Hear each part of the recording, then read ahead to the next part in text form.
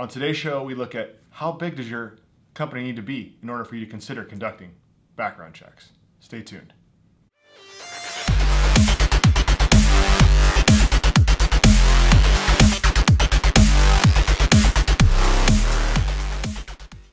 This is Tim Santoni and welcome to the Ask a PI show, where we answer those questions you've always wanted to know but didn't know who to ask. On this show, we talk about investigations, backgrounds, and technology used in the course of both of those things. We also do interviews of influencers. If it's your first time tuning in, we usually do a show once a week covering these issues. We look forward to answering questions. You can always send them in to us at TJ Santoni on Twitter or tsantoni@santoniworldwide.com. So we're talking to clients all the time, business owners, HR professionals. We're asking them about background screening in their business. And we get this comment, our company is too small to need background checks. What does this mean? Is your company not big enough in dollars in terms of people? There are risks and liabilities that impact businesses all the time. And these risks impact your employees, they impact your vendors, your partners, your customers. And oftentimes, in order to even comply with master service agreements and required audits and requirements, an employment background check could be required of a sole entrepreneur company, or it could be 100% company. So these are the things to consider. So the average cost of a negligent hiring lawsuit settlement is over $1 million.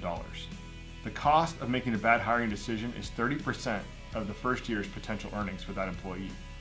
79% of employers lost the negligent hiring case that they were involved with in court. More than 55% of applications or resumes contain inaccurate information, and 34% contain outright lies.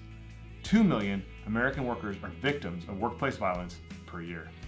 2014 saw more than 400 American workplace homicides.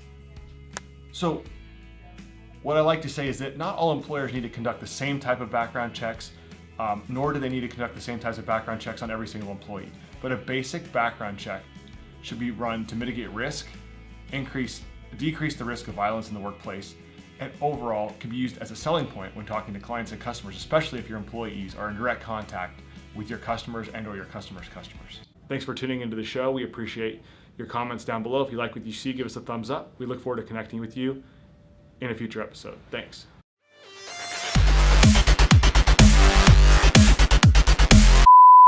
How big does your... We get this question all the time. Employers. We get this question all the time.